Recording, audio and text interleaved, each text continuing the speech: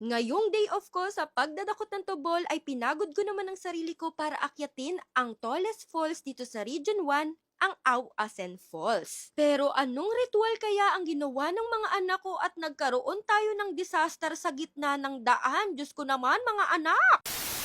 From Cavite to Ilocos Sur ay bumiyahe kami for almost 7 hours at sa gitna ng daan kung kailan naman napakalapit na namin ay nagkaroon naman ng disaster. Feeling ko talaga ay nagre-ritual tong mga anak ko para hindi matuloy ang pagde-day off ko sa pagiging alipin sa kanila. Pero buti na lang talaga ay malakas tayo kay Lord at talaga namang pinush namin na makarating sa aming paruroonan. And alam nyo ba na first time ko lang po makarating sa Ilocos? Opo. And sa mga hindi nakakaalam, Ilocana po si Mami Siyang at Tubong Santo Domingo, Ilocos Sur. Yes, yung mga ninuno ko po ay taga doon pero hindi po talaga ako marunong mag-Ilocano. Ang alam ko lang na Ilocano ay garampingat. Ano bang ibig sabihin nun? But anyways, balik tayo dito sa pag-hike at gustong pumunta dito sa Auasen Falls. I highly recommend guys na huwag kayong magsapatos dahil ilang ilog po ang pagdadaanan nyo. Nagkamali talaga ako na nagsapatos ako. Nag-start kami mag-hike ng 7 a.m. and yes, malamig po dito sa lugar na to. Hindi ko alam kung dahil lang ba maaga kaming umakyat or talagang malabig dito sa Ilocos ngayon. Pero yes, malamig. Yung tipong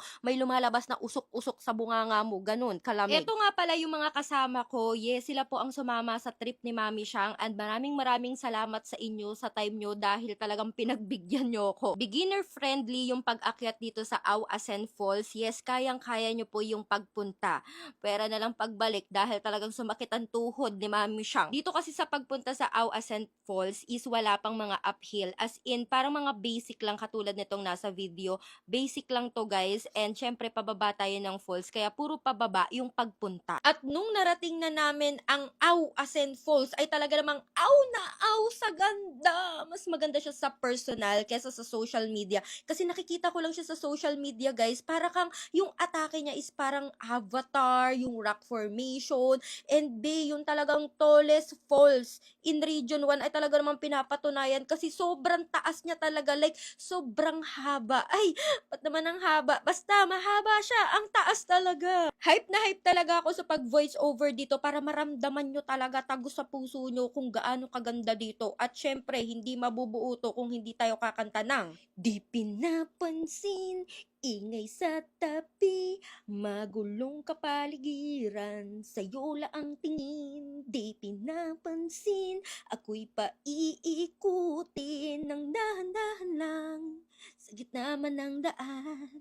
Ay, taray, ang lamig. Baka kasi makopyright tayo kaya kinanta ko na lang. And yes, dyan sa spot na yan ay wag na wag kayong mawawalan ng picture at video kasi yan talaga yung pinaka-spot ng Auasen. And ngayon naman, bababa tayo sa pinaka-falls kasi maliligo tayo. Yes, syempre, hindi mabubuo ito. Pumunta ka pa ng falls kung hindi ka maliligo. At saka syempre, yung pagpunta namin dito sa Auasen Falls ay talaga namang naglalagkit, nag-aasim na kami. Kaya kailangan din namin maligo para refreshing. Again, yes, beginner friendly po ito at nag-DIY lang kami. Pero sumubok din kami maging joiner and kung magjo-joiner kayo, aabot lang naman ng 2,000 per packs yung babayaran nyo, 'di ba? Sobrang mura lang as in beginner friendly and budget friendly din siya. And based sa experience ko na hindi naman po kasi ako pro hikeries as in yung mga minor hike lang talaga yung tinitira ni Mami Siyang is talagang okay na okay siya. Kaya naman, pera na lang talaga sa pagbalik kasi puro uphill na as in puro pasulong na talaga. Doon ako nahirapan. Tumagal lang ng 1 hour or 45 minutes nga lang ata yung pagbaba namin dito sa falls. O diba, sobrang saglit lang. Pero yung pagbalik namin, lagi kong sinasabi at paulit-ulit ako,